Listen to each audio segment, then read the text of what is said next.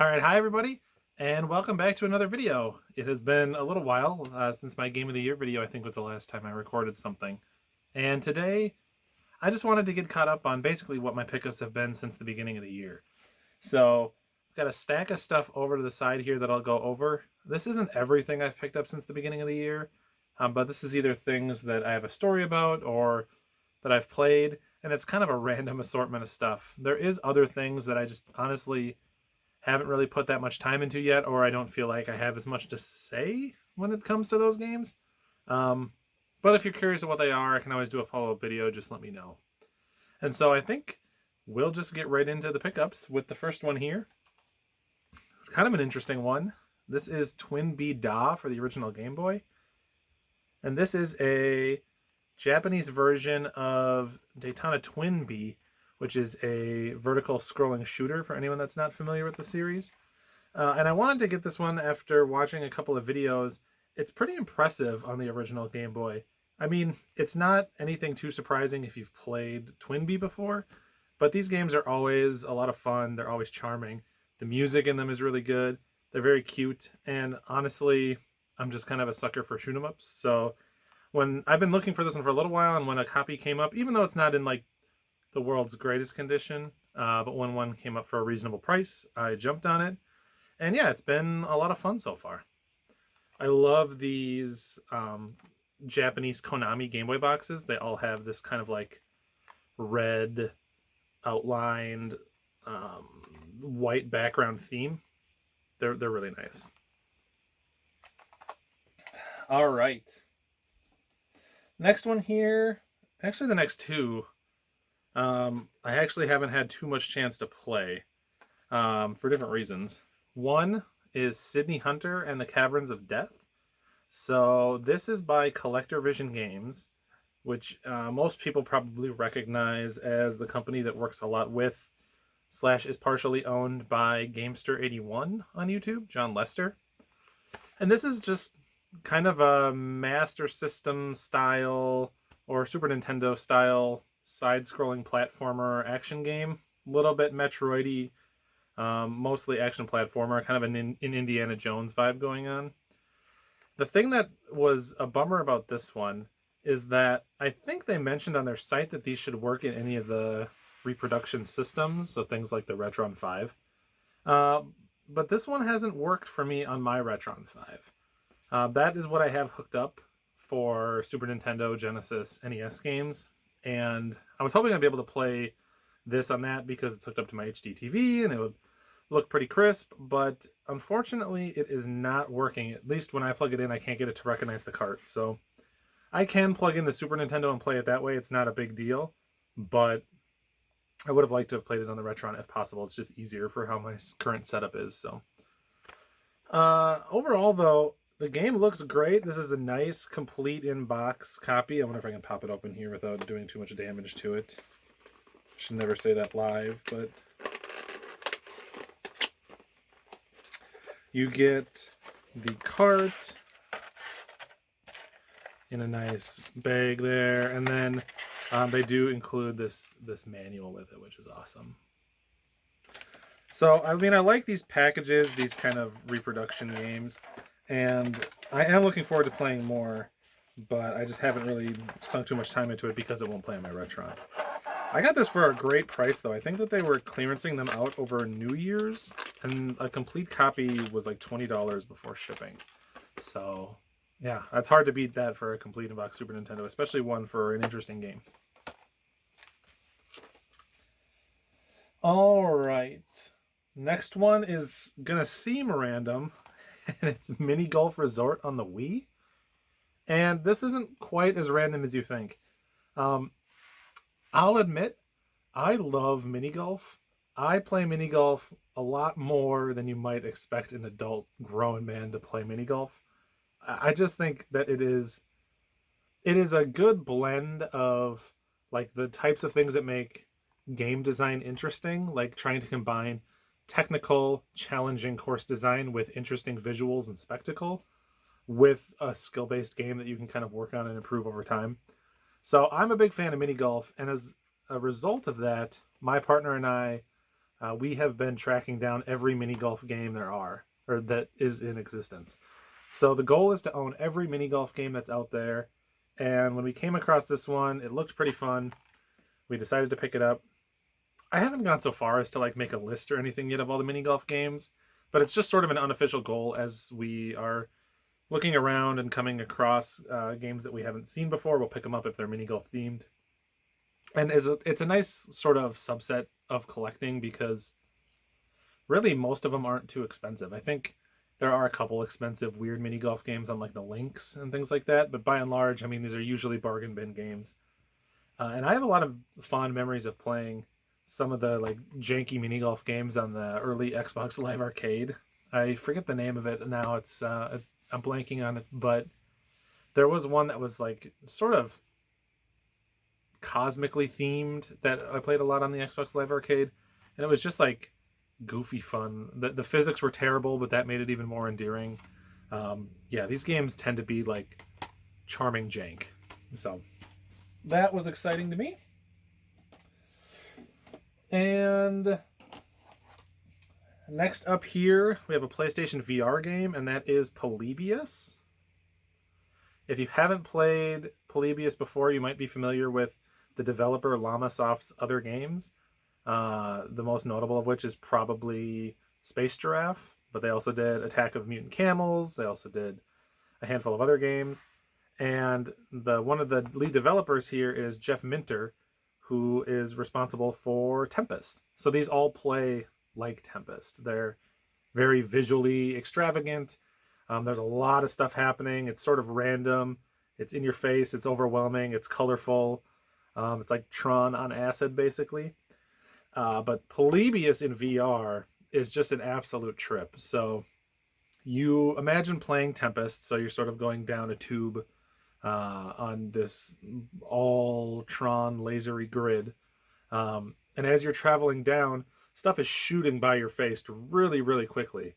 And you're struggling, you're trying to keep up and then like dodge around everything and build up combos and things like that. And it's just this like awesome, overwhelming VR experience. A really cool sense of speed. There are some times where there's a really cool sense of height where you'll kind of go up like a half pipe level, and as you're looking down, it feels like you're 3 stories up, which is typical of VR. But when you're doing that while you're shooting forward at what feels like 100 miles an hour, it gets pretty cool. So, I mean, this would be a fun arcadey score-based game if you don't have VR, but for anyone that has VR, Polybius is like probably in my top 10 must-play VR games. It is like a system seller. It's so good. All right, so the camera cut out there as I was starting to talk about these, but I have a stack of 3DS games here that I picked up at GameStop's Buy 2 Get 2 sale. So for anyone that's watching this sort of as the video goes up, over the next week and a half or so, GameStop is doing a Buy 2 Get 2 free on anything last gen. So 3DS, Vita, Wii U, 360, and PlayStation 3, and maybe Wii, probably Wii 2, and I think even original DS. I have most of the 360 and most of the PS3 games that I'm looking for, so I didn't really pick anything up for those systems, but I was really looking for 3DS and Vita in particular. Turns out most of the GameStops in my area don't have Vita, because Vita is very much on its way out, sadly, and so I was able to find a lot of 3DS games, which was awesome. I have a stack of 9 games that I picked up here, and this is not everything I bought at the Buy 2 Get 2, because obviously that would work out to multiples of 4. But there were a handful of games that I bought that I already owned, and I either needed the case upgrade for, or I just figured would be good to hang on to as trade. We have local gaming events in the area sometimes that I can trade with folks, or Midwest Gaming Classic is coming up, I can bring stuff there. Or worst case scenario, I can always just sell it to make the money back and pick up something that I'm looking for. But these are the 9 games that I'm adding into my 3DS collection, and so let's go over these. First one is Cubic Ninja. This is a 2D side-scrolling puzzle platformer. This game is probably most famous for being the original game that you could use to hack your 3DS. So this game came out, and there was some exploit either in the card, either in the game running or in the save data, where you could use this to hack your 3DS and then install other applications, install emulated games, modify the OS, all that type of stuff. And so for a while, this was a pretty expensive game. This was going for like more than retail price. It has obviously since come way, way down. That was many years ago, like 2013, 2014, in the early era of the 3DS. But I was always interested in it, and I patiently waited for it to not be expensive because I didn't need it to hack my 3DS. And yeah, I'm actually looking forward to checking this one out. It just seems like sort of an easy, charming 2D platformer. Next up is Fire Emblem Warriors. I haven't done a ton of these Muso-style Fire Emblem games, but I am a fan of Fire Emblem in general, and I think I just said Fire Emblem style games. These Muso style games, these sort of hack and slash, mindless waves of enemies types of games. I played some Hyrule Warriors, and that was fun. And I've played a little bit of the Dragon Quest one, but I haven't played this one before. And this is just a really easy game to play while you're watching Netflix or watching Hulu or something. Just mindless fun. And it was not too expensive after the buy two get two, so I checked that one out. Ultimate NES Remix. For anyone that hasn't played these are like mini WarioWare style bite-sized games that take classic Nintendo games and add some quirky condition onto them. So, you'll control 3 versions of Mario at the same time, or you'll have to like get a specific chain in Dr. Mario, or do some weird course in Excite Bike, any of that type of thing. And these are a ton of fun. I've played the Wii U one a lot, the NES Remix Pack, which is 1 and 2. But this always sort of felt like a hole in my 3DS library, so I was happy to finally get the original 3DS copy. We have Star Fox 64 3D, classic N64 game, and one of the first big N64 ports onto the 3DS. This was a huge game for me as a kid. I love this game. I've played it through a bunch of times, but I have not played the 3D version, so I'm very excited. I'm actually a big fan of the 3D and the 3DS, so this should be a good time. Another sort of remake with 3D added is Donkey Kong Country Returns 3D. I've played the first couple worlds of this game and I loved it. But me and my partner were playing through this together and we just got distracted by other stuff at the time. We ended up playing different games, or we couldn't sync up our schedule or whatever it might be. So we didn't get all the way through. And I think now, many years later, it's finally time for me to go through and play through this one, see how the 3D is, and then either finish this version or play through the Wii version and finish that one. But very excited to play through that. These next two are kind of a package deal. Mario Party Star Rush and Mario Party Island Tour. I am a big fan of the Mario Party games. I don't religiously play all of them that come out, but I always think that these are a good time, and I've never gotten into the handheld ones. I don't know how they hold up when you compare them to the console counterparts. So I'm actually pretty excited. I think you could do some cool Mario Party mini games with the 3D.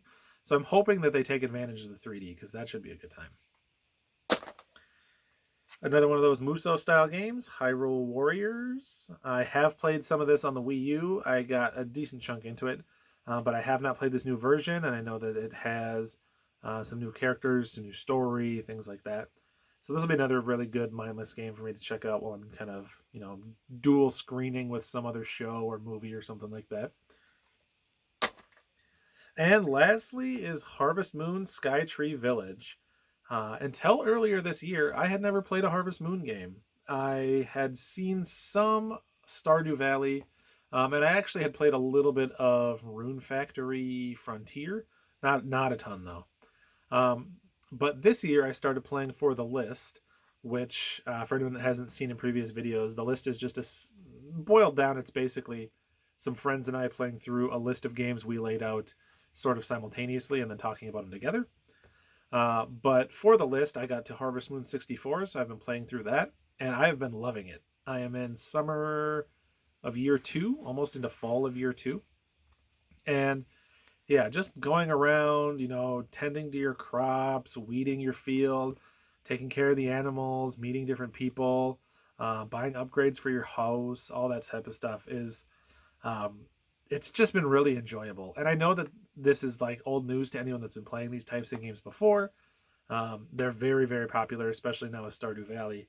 So I'm definitely late to the party. But yeah, it's nice to have a game click like that for me, because these types of games haven't really drawn me in too much in the past. Um, Mostly because I tend to prefer games with a little more structure. But yeah, just taking care of my sheep, milking my cows. It's just been a lot of fun in Harvest Moon 64. And that has me kind of wanting to seek out and pick up some of the other Harvest Moon games. And so when I saw this, I was like, oh, that's perfect. Perfect timing. And that's it. All my GameStop buy two get two pickups and the other games that I've picked up over the last sort of month and a half, I guess. There are a handful of others that I didn't mention. Some limited run games that I got that just I haven't had a chance to pop in. Things like Blazing Chrome and Wandersong. So I'll probably talk about those more in like a games I've been playing video because I'd like to have a little more to say than just, hey, another limited run game came in. But yeah, either way, thank you so much for watching the video. Thanks for so much for sticking around to the end. Let me know what you've been playing, or if you've played any of these and you have, either recommendations or you want to talk about them, please let me know. I'm always happy to discuss. And if you like the channel, please subscribe. I mean, this is an informal, kind of fun side thing for me. But I do think that, when I get to 100 subscribers, I was thinking I would do a game room tour. I know there's been some interest in that. So, yeah, subscribe, like the video, and otherwise just have an awesome day. Thank you so much for watching. And until next time, bye.